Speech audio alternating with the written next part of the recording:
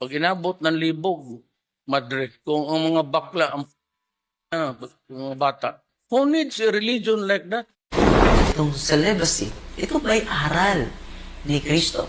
Atin mo nang pakinggan ang salita mismo ng ating Panginoong Heso Kristo. Sa Matthew chapter 19, verse 12, ito ang nakasulat. Sapagkat may iba't ibang dahilan kung bakit may mga lalaking hindi makapag-asawa.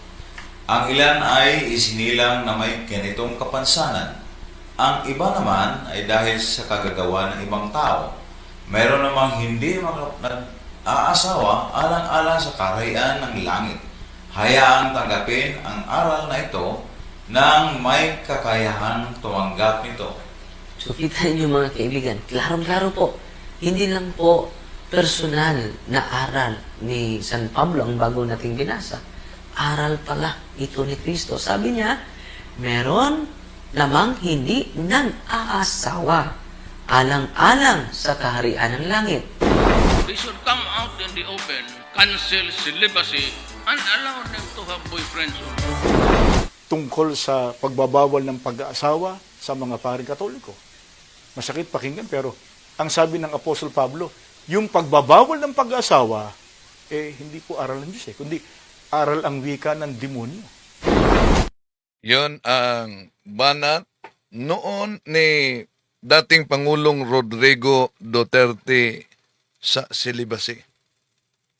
Dapat umano tanggalin na lang yung celibacy dahil may mga pari daw umanong bakla at meron ding mga paring may sikreto na may mga kasintahan at relasyon. Kaya sabi niya, tanggalin na lang at yung mga kaparian ay Pag inabot ng libog, Madrid, kung ang mga bakla, ang mga bata, who needs a religion like that? They should come out in the open, cancel celibacy, and allow them to have boyfriends. cancel celibacy. May katanungan tayo dyan, pwede niyong sagutin. Sa inyong palagay, sa simbahang Katoliko, dahil merong mga maituring na resulta sa pang-aabuso sa ilang mga ordained ministers na nakasagawa ng mga abuso, sexual abuse, yung iba may sikretong karelasyon, dapat bang tanggalin ang celibacy sa simbahang Katoliko? May katanungan tayo dyan mga kapatid. At matagal ng panahon, binanatan tayo sa iglesia ni Kristong kay Manalo na ang celibacy daw ay aral ng demonyo. Kaya, inanyayahan natin ang ating mga kapatid, i-share ninyo ito sa mga kapwa Katoliko para kung sakaling sila maimbita sa mga pandoktrina at propaganda nitong iglesia ni Felix Manalo, please, alam nila paano sasagutin. Ating tatalakayin ito. Kasi kinalingan, pag palaging inulit-ulit ay magmukha talaga ang katotohanan para sa ating mga kapatid na kulang ang kaalaman. Ang pagkadaya ay maranasan sa iba't ibang paraan. Pero napakasakit pag madaya tayo sa pananampalataya. Dahil nanganib pati ang ating kaluluwa. Viva Cristo Rey! Pro Dio et Ecclesia! Kumusta? Isang tulog na lang. National Convention na ng CFD dyan sa Cebu City. Kita-kita tayo mga kapatid. Mga CFD sa Mountain Province, may mga dadalo. Mga CFD diyan sa Samar, mga CFD diyan sa Lawag, no? Sa pagbanguna nila ni Bro Nanding Sis Abigail Pascual, Father Danilo, si Father Dan, anibersaryo niya ngayon, no? Happy sacerdotal anniversary, Father. Kumusta sa lahat nating mga kapatid na sumusubaybay? Inanyayahan natin, huwag kalimutang i-like ninyo ang ating video. At huwag ding kalimutan sa mga bago pa lang, inanyayahan ko kayong mag-subscribe at pindutin ang bell button para updated kayo mag-comment at i-share ninyo mga kapatid. Sa pagkakataong ito, hello, kumusta? No? Meron na palang mga nag-comment, nagbigay ng komento. Acknowledge muna natin yung mga nagbigay ng komento dito, no, bago natin tatalakayin ito. Alam naman ninyo na noon pa man binanatan ni Felix Manalo ang Iglesia Katolika, at hindi lang yan, sa pag-upo din ni dating Pangulong Rodrigo Duterte, grabe banat niya sa mga pari, sa doktrina, hanggang sa Santo Papa. Pero wala siyang banat dahil kakampi niya si Kibuloy at ang Iglesia ni Cristo ang Tatag ni Felix Manalo. Di ba ba? Natural, kakampi nila. Pero ang simbahang Katoliko, dahil sa mga isyu na may kaugnayan sa ating lipunan, ay manindigan talaga. Kaya binanatan yung mga pari na bakla, yung mga pari na hindi naman lahat. Kung meron, hindi lahat. Merong mga nagkaresulta ng iskandalo, pero ang simbahang Katoliko may reformation. Di ba? Kaya nga, during the time of Pope Francis, meron siyang motto proprio, Vos estis Lux Mundi. Na yung motto proprio na yan, atasan ang lahat ng mga obispo na sino mga kaparian na may involved sa sexual abuse, dapat ang obispo ay mag-report agad at gagawa ng aksyon. Kung sakaling walang ginawa ang obispo, yon. At may lay na mag-report nito, delikadong tatanggalin siya bilang obispo. Yun ay bahagi sa reformisyon ng simbahan. Acknowledge muna natin mga kapatid, no? Ang mga pumasok, Oliver's TV, dapat hindi tanggalin ang celibacy. May freedom to choose naman ang mga pari kung anong bukasyon ang mas gusto nila. Magpili lang sila ng isa. Jiminy Horse, hindi dapat tanggalin ang celibacy. Si Enrico Jr. Kapunan Adelan, maayong hapon bro Windel, watching from Sarangani Province. Si Lydia Batitaw, Pedro, hello brother Wendell, God bless. Hindi pwedeng alisin ang utos ng Diyos. Lita, hi po Wendell, watching from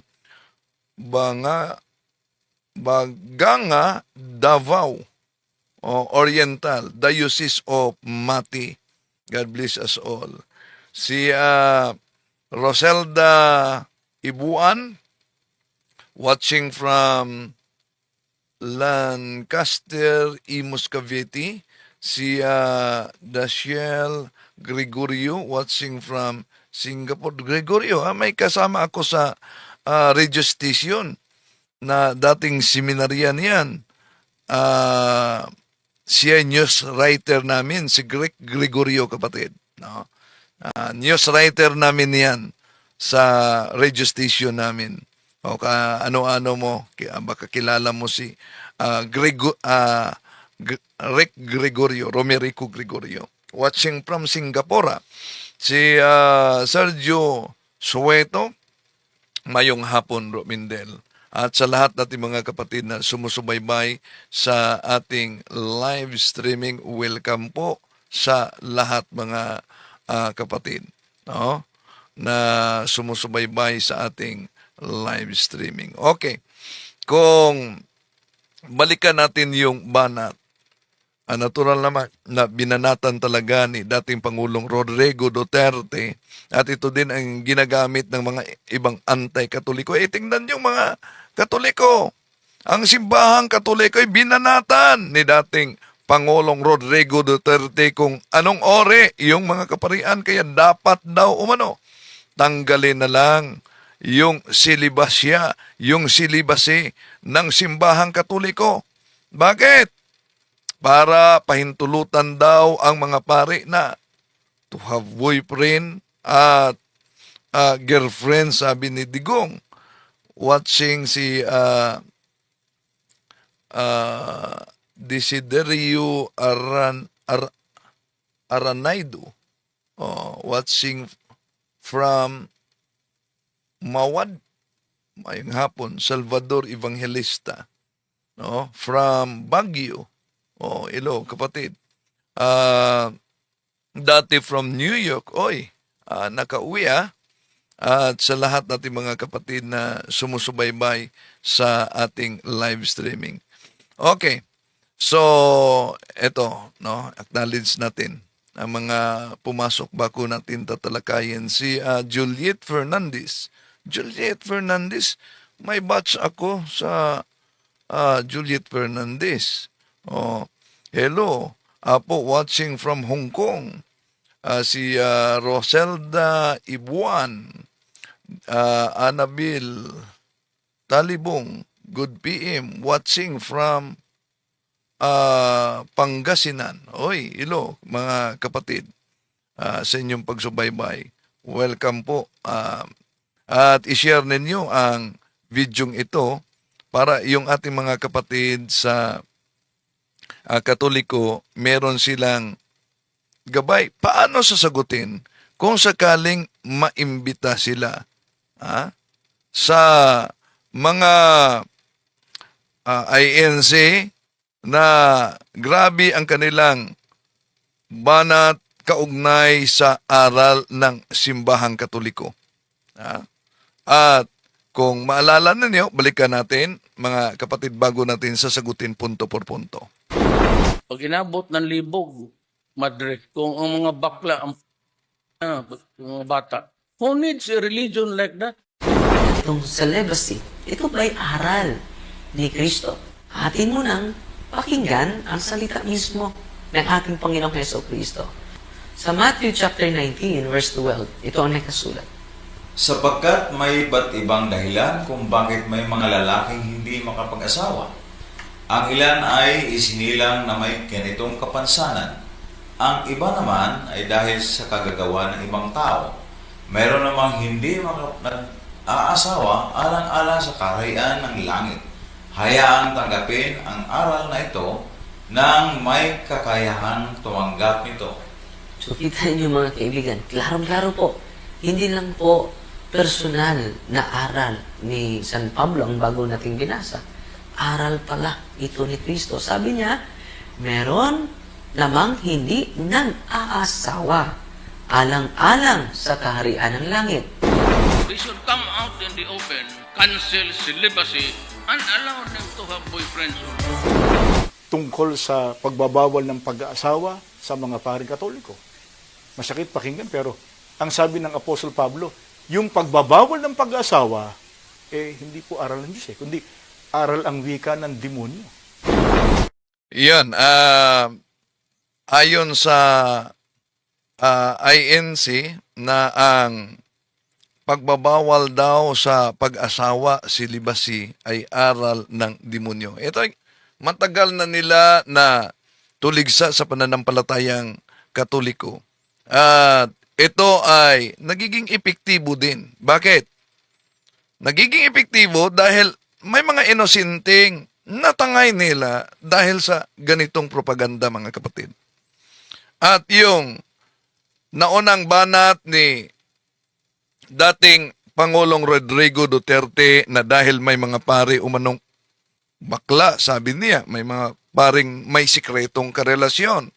Sabi niya, kaya ang banat niya ay tanggalin na lang ang celibacy and allow all priests to have boyfriends and girlfriends. Yun ay abogado naman itong tinatawag niyong Tatay Digong. No? Yun po ay may turing na logical fallacy. Yun ang tinatawag na yung argumentum ad populum. Ano ba yung argumentum ad populum. Pwedeng pahintulutan na lang itong mangyari dahil maraming gumagawa kahit wala namang ebidensya na itong ginagawang ito ay tama. Kaya nga, halimbawa, di nga naubos ni Duterte ang problema sa drugs. Dahil po ba, malawak ang problema sa drugs? Pwede bang sabihin na lang, i-regulate na lang yung shabu? Ganun po ba? At isa sa mga problema, ngayon, yung kahit ikinasal sa pare, kahit ikinasal sa civil, meron ding mga ibang relasyon na sikreto.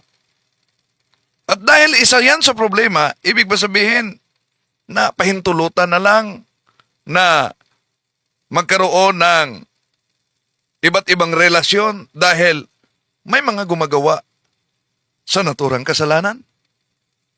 Kaya argumentum contra factum non valid, an argument which is contrary to the fact cannot be accepted, mga kapatid. At narinig natin ang grupo ng Iglesia ni Cristo na binanatan na sa demonyo daw umano ang aral na di pag-aasawa ng mga kapariang Katoliko. At meron silang mga aklat Katoliko na ginagamit at pinagtagpi-tagpi nila, mga kapatid. At yung mga inosente talaga nadala. Kaya ating lilinawin, ano po ba yung talata na ginagamit nila sa INC at pinagtagpi-tagpi nila sa mga aklat Katoliko. Bakit sinabi nila na ang celibacy, na sabi ni dating Pangulong Rodrigo Duterte dapat tanggalin umano, at ayon sa Iglesia ni Manalo, etong celibacy ay aral umano ng demonyo. Kaya sasagutin at lilinawin natin, mga kapatid, itong paboritong tuligsa ng Iglesia ni Kristong Tatang ni Felix Manalo sa Santa Iglesia Katolika, kaugnay sa buhay ng ating mga kaparian at sa ating mga kamadrihan sa tinatawag na celibacy, ang di pag-aasawa na ayon sa kanilang tuligsay sa demonyo yan. Sa demonyo daw. At alam nyo ba, para lang patunayan nila, mga kapatid, ang kanilang akusasyon na madalas nilang ginagamit ang talata sa Biblia pero out of context. Anong talata na ginagamit nitong mga ministro ni Felix Manalo? Ito, mga kapatid, pansinin ninyo ang talatang ito. Ito ang ginagamit ng mga ministro ni Felix Manalo. Unang Timoteo Kapitulo 4, versikulo 1, ituloy sa 3. Ang ginagamit natin ang dating Biblia. Ngunit hayag na sinasabi ng Espiritu na sa mga huling panahon, ang iba'y nagsisitalikod sa pananampalataya at mga kikinig sa mga espiritong mapanghikayat at sa mga aral ng mga demonyo na ipinagbabawal ang pag-asawa at ipinag-uutos na lumayo sa mga lamangkati na nilalang ng Diyos upang tanggapin na may pagpapasalamat ng mga nagsisampalataya at nangakakaalam ng katotohanan. Yun ang ginagamit nila na talata, mga mahal na kapatid. At alam niyo, para pagtagpi-tagpiin yan ng mga ministro ni Felix Manalo, may aklat Katoliko sila na ginagamit. Ano yung aklat na Katolikong ginagamit nila? Ito po, pakinggan ninyo. Ang pamagat nito ang pananampalataya ng ating mga ninuno. Ang aklat na ito ay sinulat ng Kardinal James Cardinal Gibbons. Siguro po, pinakamaganda, ipakita natin yung mismong larawan ng kardinal doon sa first page nung nasabing aklat. Etong kanyang larawan, tinagalog po ito ni Rufino Alejandro. Meron po itong mga kaukulang pagpapatibay. May nihil obstat, may imprimatur. Makatwid, official na aklat ito ng Iglesia Katolika. Opo. Ang babasahin po natin ay pahina 396. Ang disiplina ng Iglesia, ang tinutukoy, Iglesia Katolika, ay ipinatupad buhat pa sa pasimula sa pamamagitan ng pagbabawal sa mga saserdote. Ang tinutukoy na saserdote, mga pare, na mag-asawa pagkatapos na sila'y maordinan. Yan. Ginagamit nila ang aklat katolikong ito, mga kapatid, na pinagtagpi-tagpi nila dahil ayon sa nakasulat sa unang Timoteo Kapitulo 4, versikulo 1, ituloy sa 3, ngunit hayag na sinasabi ng Espiritu nasa mga huling panahon, ang iba'y nagsisitalikod sa pananampalataya at nangakikinig sa mga espiritong mapanghikayat at sa mga aral ng mga demonyo na ipinagbabawal ang pag-asawa. At sino daw umano ang nagbabawal sa pag-asawa? Gamit nila itong aklat na pinagtagpi-tagpi nila ang pananampalataya ng ating mga ninuno sa pahina 396 at 396. Ang disiplina ng Iglesia ay ipinatupad buwat pa sa pasimula sa pamamagitan ng pagbabawal sa mga saserdote na mag-asawa pagkatapos na sila'y maordinan. O, yan. At sabi nila, o di ba malinaw, na sino ang tinutukoy sa Biblia? Dagdagan pa nila. Ano pa ang sinabi ng Biblia? Ito po, balikan natin ang unang Timoteo. Ito ang propaganda ng INC, mga kapatid. Unang Timoteo, balikan po natin. Maliban sa aral ng demonyo daw, nagbabawal sa pag-asawa, ano pa ang palatandaan na aral ng demonyo? Ito, sabi nila, unang Timoteo Kapitulo 4, versikulo 1, tuloy sa 3, ito mabasa natin, may kulay pula. Ngunit hayag na sinasabi ng Espiritu na sa mga huling panahon, ang iba'y nagsisitalikod sa pananampalataya at nangakikinig sa mga espiritong mapanghikayat at sa mga aral ng mga demonyo na ipinagbabawal ang pag-aasawa at ipinag-uutos na lumayo sa mga lamangkati. Oo. Ipinag-uutos na lumayo sa mga lamangkati.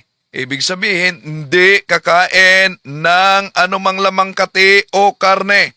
Ang tanong, sino po bang katuparan diyan na may utos na di kakain ng anumang lamangkati o karne? Gagamitin po nila, mga kapatid, ang aklat katoliko na ang pamagat ay siya ang inyong pakinggan.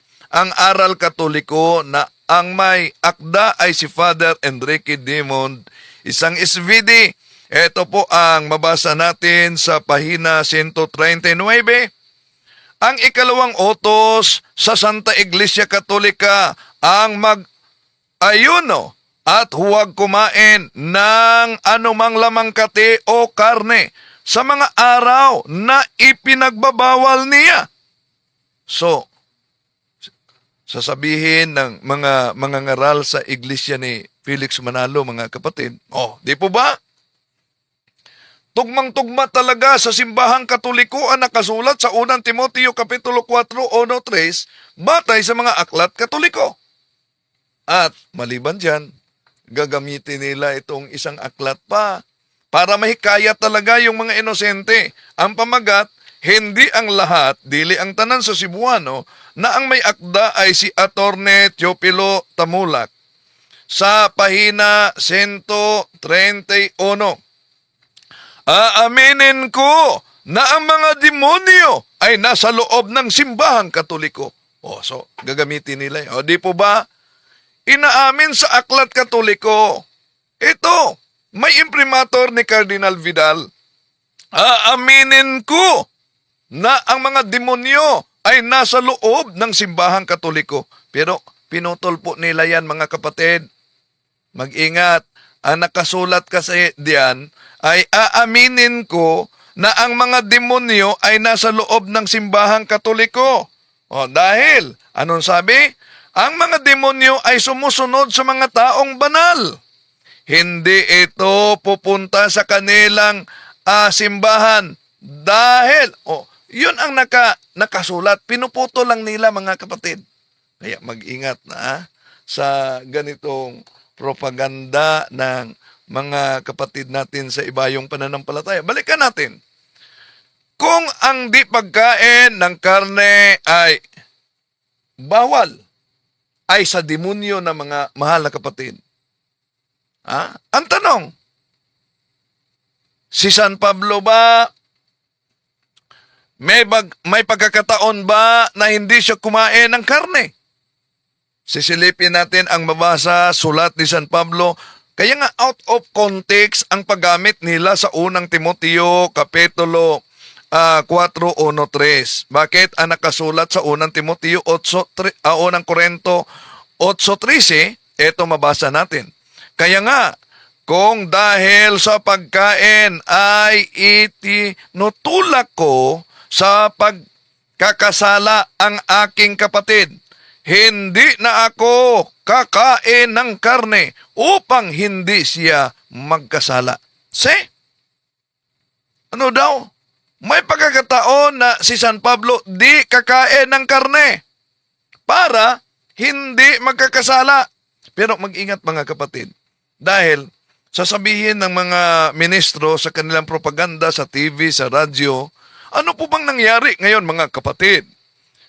Sa sinasabing Katoliko na may taglay aral sa silibasya na ayon sa Biblia, aral daw ng demonyo. Kaya anong nangyayari sa mga kaanib ng simbahang Katoliko?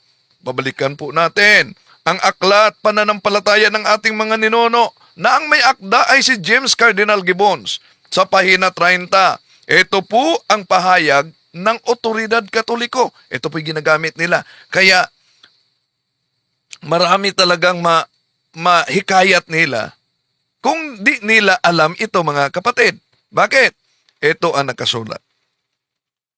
Nalulungkot kaming ipagtapat na ang kabulukan sa moral ay malimit na nasusumpungan sa sinapupunan nito mga nagsasabing sila'y Katoliko. Di natin maipipikit ang ating mga mata sa harap ng katotohanang marami sa kanila ang di nabubuhay ayon sa ipinag-uutos ng kanilang iglesia, kundi bagkus nagiging sanhi pa ng kalungkot-lungkot na iskandalo. Ngunit sa aba niya na nagiging daan ang mga ito, tinatanggap ko rin naman ang mga kasalanan ng mga Katoliko'y lalong karimarimarim sa mata ng Diyos kaysa kasalanan ng nahihiwalay nilang mga kapatid, sapagkat maraming grasya ang sinasayang nila. Yon ang ginagamit nila at ang konklusyon. Di po ba malinaw na sinabi sa pahina 30, otoridad mismo, cardinal mismo ng Katoliko, na ano daw ang nangyari sa kanilang moralidad? Bulok na ang moralidad sa mga nagsasabing sila'y Katoliko. Pero alam nyo, mga kapatid, napakaganda naman ang nakasulat diyan sa aklat ni Cardinal James Gibbons. Ang sinabi diyan, nalulungkot kaming ipagtapat na ang kabulukan sa moral ay malimit na nasusumpungan sa sinapupunan ng mga nagsasabing sila'y Katoliko. Di natin maipipikit ang ating mga mata sa harap ng katotohanan na marami sa kanila ang di nabubuhay ayon sa ipinag-uutos ng kanilang iglesia, kundi bagkus nagiging sanhi pa ng kalungkot-lungkot na iskandalo. Di ba ba? Wala bang comprehension ang gumagamit dito? O sadya talagang pinipilipit nila? Bakit? Malinaw naman ang sabi sa pahina 30 na sino man, ibig sabihin, sino man ang nagiging bulok ang moralidad, nagiging bulok hindi dahil sila ay mga Katoliko, kundi dahil sila hindi sumusunod sa aral ng simbahang Katoliko. Pero ang tanong, nawala na ba ang pagkabanal sa tunay na iglesia kung may mga umaanib o miyembro ng simbahang Katoliko na hindi nagiging banal. Ayon kay, simulan lang natin pagbasa. Dahil ito ay pilit talaga nilang itinatago. Ito ang nakasulat sa Naturang Aklat, Mahina 23. Ang pagkabanal ay isang tanda ng tunay na iglesia, sapagkat sa dasal na sumasampalataya ay sinabi natin ang ganito, sumasampalataya ako sa Santa Iglesia Katolika. See? Yon ang pinutol nila. Kaya, napakalinaw mga kapatid, na kung meron mga miyembro sa simbahang Katoliko na nagkasala at nagiging resulta kahit mapari man siya obispo. Remember, even during the time of Christ, there was also a Judas. Pero, di tayo magtaka yan. Bakit? Ayon sa Jeremias Kapitulo 5, versikulo 26, sapagkat ang masasamang tao ay matatagpo ang kasama sa aking bayan. Ano daw?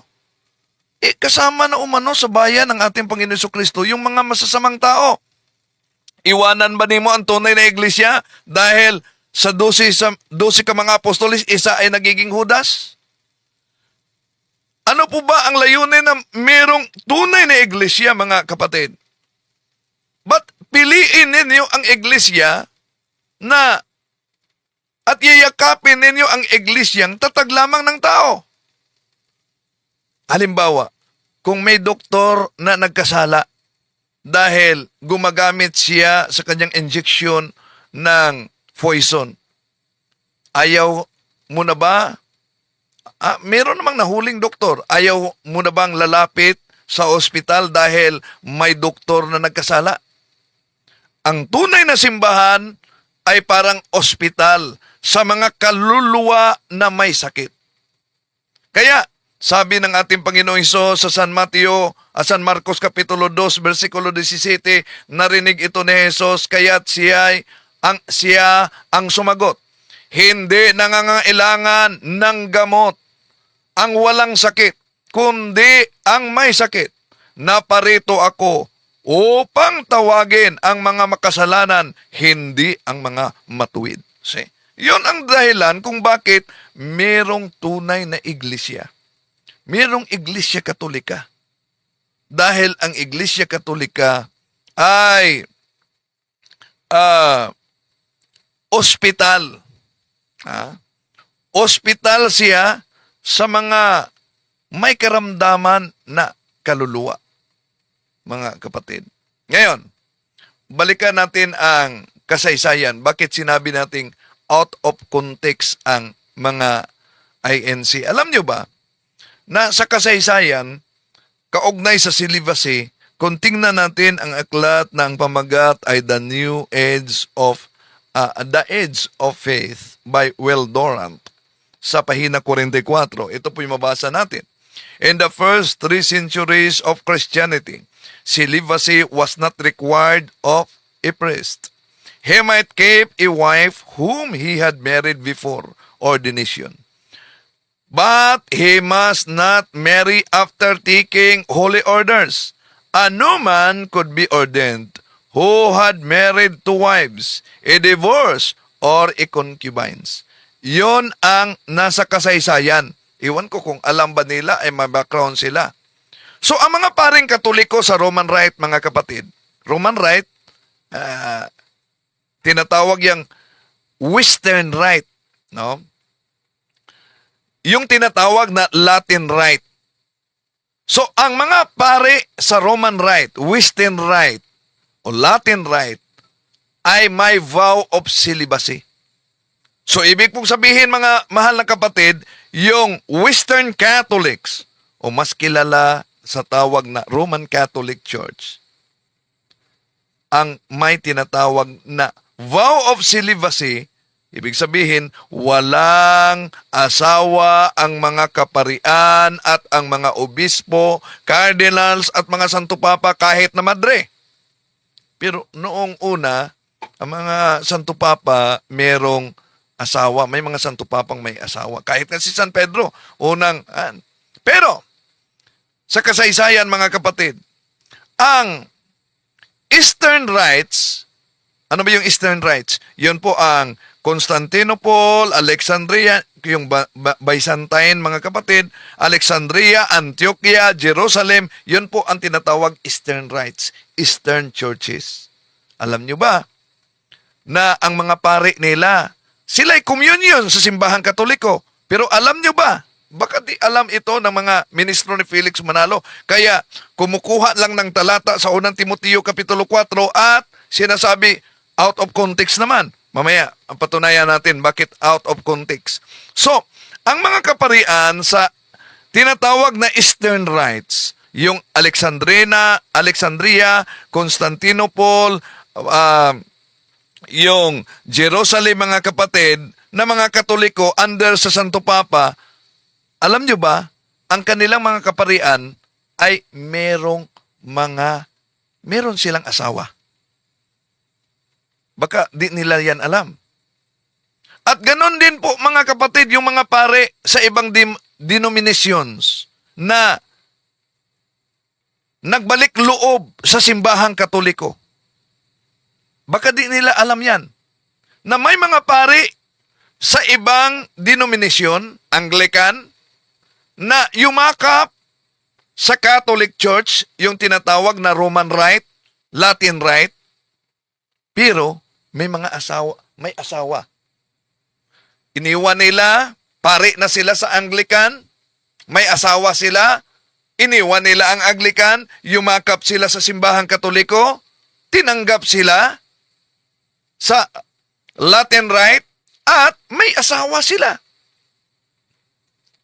Siguro, mga kapatid, yung Anglican o Episcopalian, imposible kung di nila alam yan. Kung di nila alam sa mga ministro ni Felix Manalo na banat ng banat lang sa aral ng simbahang Katoliko, abay, inosente sila. Sa aklat na pahina 396 nitong pananampalataya ng ating mga ninuno, na ginagamit nila, pinagtagpi-tagpi nila sa unang Timoteo Kapitulo 4:1-3, mga kapatid, may iniwasan sila. Alam nyo ba anong iniwasan? Pakita ko sa inyo, para sabihin nila na sa Katoliko, pinagbabawal talaga ang pag-aasawa. Kaya sa demonyo yan. Eto, mga kapatid, ito ang iniwasan nila. Sa pahina, balikan natin may karugtong, pahina 396 sa binasa nila. Ito, ng mga unang araw ng iglesia dahil sa kadalangan ng mga may bukasyon sa hanay ng mga walang asawa, ang mga lalaking may asawa ay tinatanggap sa pagpapari. Datapuwat, sila'y inuutosang mamumuhay ng hiwalay sa kanilang mga asawa pagkatapos na sila'y maordinan gaya ng ating mababasa sa iba't ibang kanon. Yun ang mabasa natin sa aklat na ginagamit. Alam nyo, lahat ng mga ministro, mga mahal na kapatid, sa Iglesia ni Cristo, ay meron talagang mga aklat na ganito. Dahil sa kanilang pagtitipon, Katoliko na talaga ang numero unong binanata nila gamit yung mga aklat na pinagputol-putol, pinagtagpi-tagpi nila. Di ba? So, tuloy natin. Ang kanilang ginagamit ay ang unang Timoteo Kapitulo 4, versikulo 1, ituloy nila sa 3. Na ang buhay na walang asawa sa mga kaparian, yung tinatawag na celibacy, ay sa demonyo daw. Pero alam niyo ba, na hindi pwedeng iugnay, ikonekta ang unang Timoteo Kapitulo 4, versikulo 1-3 sa Biblia sa sinasabing doktrina ng demonyo daw. Bakit? Basahin muna natin. Ulitin natin, pagbasa, unang Timoteo Kapitulo 4, versikulo 1 hanggang 3, ito po, mga kapatid. Ngunit hayag na sinasabi ng Espiritu na sa huling panahon, ang iba ay nagsisitalikod sa pananampalataya at nakikinig sa mga espiritong panghikayat at sa mga aral ng mga demonyo na ipinagbabawal ang pag-aasawa at ipinag-uutos na lumayo sa mga lamangkati. Yun ang ginagamit nila. Himay-himayin po natin mga kapatid.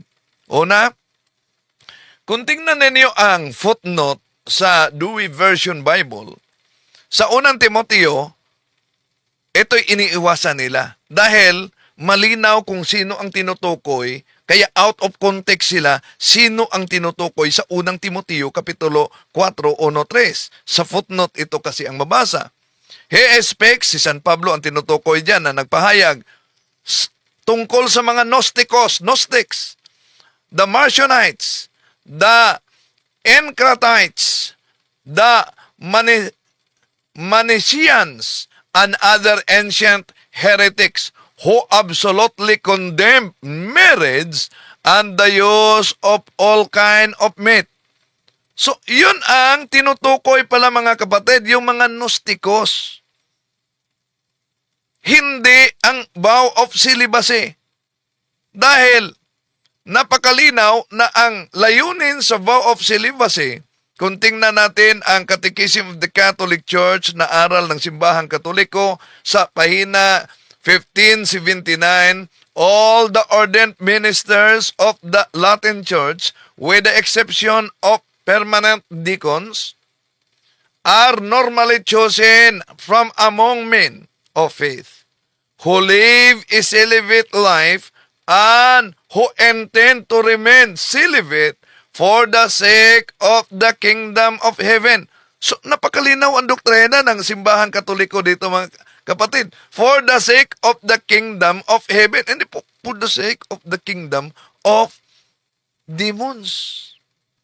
At, pansinin ninyo, dahil literal ang kanilang interpretasyon nitong Iglesia ni Manalo na binanatan palagi ang ating doktrina mga kapatid, sa paggamit nila sa unang Timoteo Kapitulo 4, versikulo 1 hanggang 3. Lalabas na, dahil literal, lalabas na ang di pag-asawa ay sa demonyo, lalabas na lilitaw na ang Panginoon ay nagturo ng aral ng demonyo. Bakit? Di ba nila alam ito? Jeremias Kapitulo 16, 1-2. Muling nagsalita sa akin si Yahweh, at ang sabi, huwag kang mag-aasawa o kaya'y magkakaanak sa lupaing ito. O yan, utos yan mismo ni Yahweh. Huwag kang mag-aasawa, huwag kang magkaanak. Kaya dito malaman nating mga kapatid na hindi lahat ng pagbabawal na mag-aasawa ay saklaw sa talatang unang Timoteo Kapitulo 4, versikulo 1 hanggang 3 na ginagamit ng mga INC. Kaya kung bawal ang pag-aasawa, bakit may utos ang Diyos sa Jeremias Kapitulo 16, 1-2? May dahilan niyon. Ganon din ang mga pare ng Simbahang Katoliko mga kapatid. Kung hindi sila nag-aasawa sa pamamagitan sa pagpili ng vow of celibacy, may dahilan yan. Anong dahilan yan? Si San Pablo ang nagsulat sa unang Timoteo Kapitulo 4, 1-3. Kung dahil literal ang interpretasyon ng mga ministro ni Felix Manalo, hindi pag-aasawa ay sa demonyo, ibig ba sabihin si San Pablo sa demonyo din? Bakit? Ito mabasa natin sa unang mga taga-Korinto 7:8. Ito naman ang masasabi ko sa mga walang asawa at sa mga biyuda. Mabuti pa sa kanila ang mananatiling walang asawa tulad ko. Ano si San Pablo? Mananatiling walang asawa tulad ko. Oye, kung ngayon, hindi pag-aasaway sa demonyo para sa kanila, si San Pablo, walang asawa, sa demonyo na ba siya? Ayan, isip-isip naman mga kapatid, pag may time, di po ba, no? Ano pa ang sabi ni San Pablo? Balikan natin ang sabi niya sa unang mga taga Korento Kapitulo 7 versikulo 35. Ito po sabi niya, at ito'y sinasabi ko sa inyong sariling kapakinabangan, hindi upang alisin ko ang iyong kalayaan, kundi dahil sa mga bagay na nararapat upang kayo'y makapaglingkod sa Panginoon ng walang abala. So ano daw ang sinabi ni San Pablo? Bakit merong vow of celibacy? Malinaw ang sabi niya, upang makapaglingkod sa Panginoon ng walang abala. Pagkatapos, itong mga ministro ni Manalo, mga kapatid, sasabihin nila na ang di pag-aasawa ay sa demonyo. Dagdagan pa natin. Ang sabi ni San Pablo sa unang Korento, Kapitulo 7, versikulo 32-34. Pansinin ninyo ang sinabi ni San Pablo.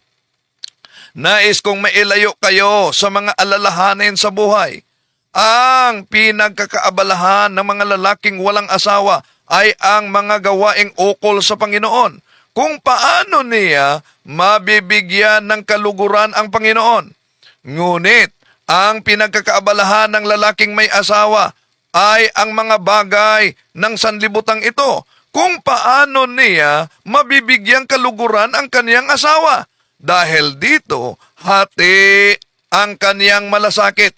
Gayon din naman ang pinagkakaabalahan ng isang babaeng walang asawa o isang dalaga ay ang mga bagay ukol sa Panginoon sapagkat nais niyang maitalaga ang kanyang katawan at espiritu sa Panginoon. Subalit, ang pinagkakaabalahan ng babaeng may asawa ay, ay ang mga bagay ng sanlibutang ito kung paano niya mabibigyang kaluguran ang kaniyang asawa.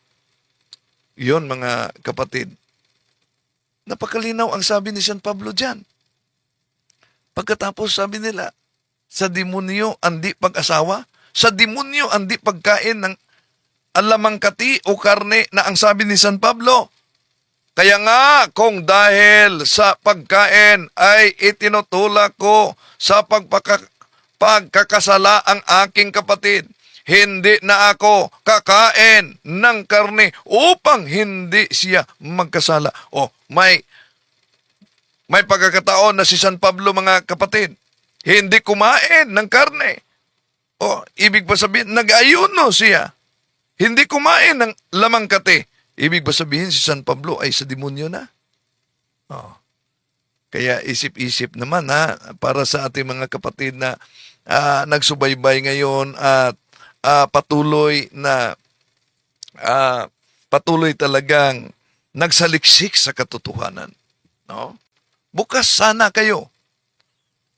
Huwag kayong sarado para di kayo mabiktima sa maling akala. Kaya maling gamitin nila na ang unang Timoteo Kapitulo 4 versikulo 1 hanggang 3 mga kapatid para sa mga pare. Bakit hindi niyan tugma na verso na ginagamit nila? Kung meron mang talata o verso sa Biblia na tugmang-tugma sa buhay na walang asawa para sa mga pari at para sa mga madre, ano yon? Yung binanggit ni Father Darwin. Ano yung binanggit ni Father Darwin? Yung yung Mateo Kapitulo 19 versikulo 12. Sapagkat may iba't ibang dahilan kung bakit may mga lalaking hindi makapag-asawa. Ang ilan ay dahil sa kanilang katutubong kalagayan. Ang iba namay naging ganoon dahil sa kagagawan ng ibang tao. Meron namang hindi nag-aasawa alang-alang sa kaharian ng langit. Dapat itong gawin ng taong nakaunawa sa katuruang ito. Ano daw? Iba't ibang dahilan. Bakit may hindi nag-aasawa? Ang iba umano, hindi nag-aasawa alang-alang sa kaharian ng langit. Sino ba ang katuparan nito? Alang naman mga pastor, may asawa sila. Kung gamitin natin ang salita ng Diyos, Protestant na salin, ito mabasa. May iba't ibang dahilan kung bakit may mga taong hindi nag-aasawa. Merong ipinanganak na may kapansanan. Ang iba na may sinadyang kapunin ng ibang tao. At ang iba'y pinili nilang hindi mag-aasawa alang-alang sa kaharian ng langit. Ang sinumang may kayang tumatanggap sa aral na ito, dapat niya itong tanggapin. O, pagkatapos sabihin nila, pahayag yan ng ating Panginoon Jesucristo. Pagkatapos sabihin nila, mga kapatid, na ang di pag-aasawa ay sa demonyo, anong layunin? Bakit may vow of celibacy na mabasa natin sa Biblia? Sabi ni San Pablo, nais kong mailayo kayo sa mga alalahanin sa buhay. Ang pinagkakaabalahan ng lalaking walang asawa ay ang mga gawaing ukol sa Panginoon, kung paano niya mabibigyan ng kaluguran ang Panginoon. Yon, napakalinaw, mga mahal na kapatid, ang mabasa diyan sa Biblia.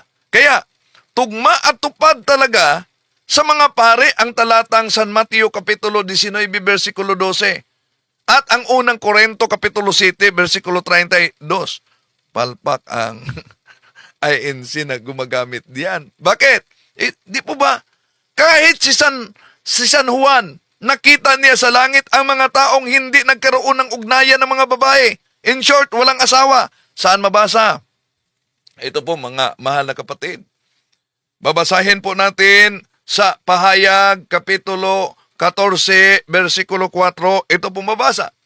Ito ang mga lalaking nanatiling malinis at hindi nagkaroon ng anumang kaugnayan sa mga babae. Sumusunod sila sa kordero saan man sila magpunta. Sila'y tinubos mula sa buong sangkatauhan bilang mga unang handog sa Diyos at sa kordero. Ano daw ang mabasa natin sa naturang talata, mga kapatid? Mga lalaking hindi nagkaroon ng anumang kaugnayan sa mga babae. At sila daw ang sumusunod sa yapak ng ating Panginoon Jesucristo. Ibig sabihin, walang asawa. Pinili sila mula sa mga tao para maging handog sa Diyos. Ang tanong, sino ang mga yon? Hindi pwedeng mga pastor yan. Dahil ang mga pastor, mayroon silang asawa, may mga anak sila. Hindi pwedeng mga ministro ni Felix Manalo yan. Dahil ang mga ministro ni Felix Manalo, mayroon silang mga asawa. So therefore, may kaugnayan sila sa mga babae. Sino ba yan? Walang asawa. Kundi, ang mga pare ng simbahang Katoliko, mga kapatid. Kaya, itong celibacy ng simbahang Katoliko, walang sino mang makatanggal dito.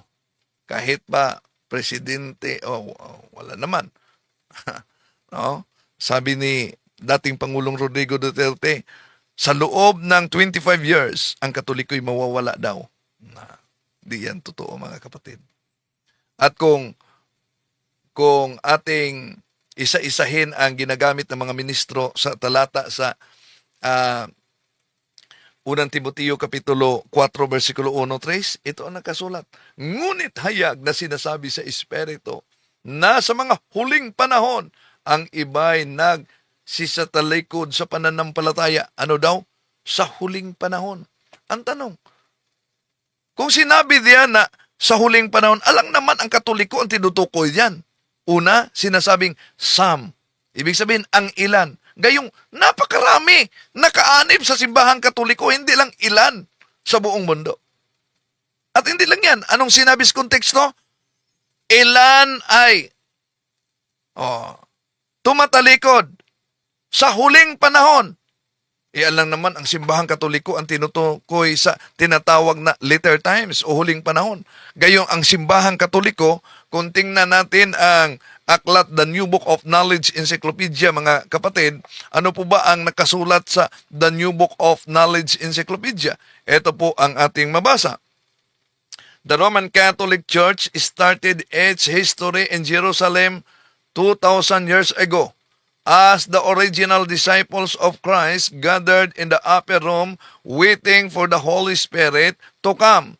The day in which the Holy Ghost came in the birthday of the Catholic Church. See? Kaya mga mahal na kapatid, ating sinagot ito dahil alam niyo naman, paulit-ulit ito na tuligsa ng ating mga kapatid sa iba yung pananampalataya. At alam niyo na, ang kasinungalingan, pag ito'y palaging inulit-ulit, magmukha talagang parang katotohanan, lalo na sa ating mga kapatid na kulang ang kaalaman. Hello kay bro kapatid Chris Husol. Kita-kita po tayo, bro kapatid Chris. Sa lahat ng ating mga kapatid, maraming salamat. Maya, balik tayo. Bye-bye. To make his message known is our responsibility. So here we are to pledge our lives to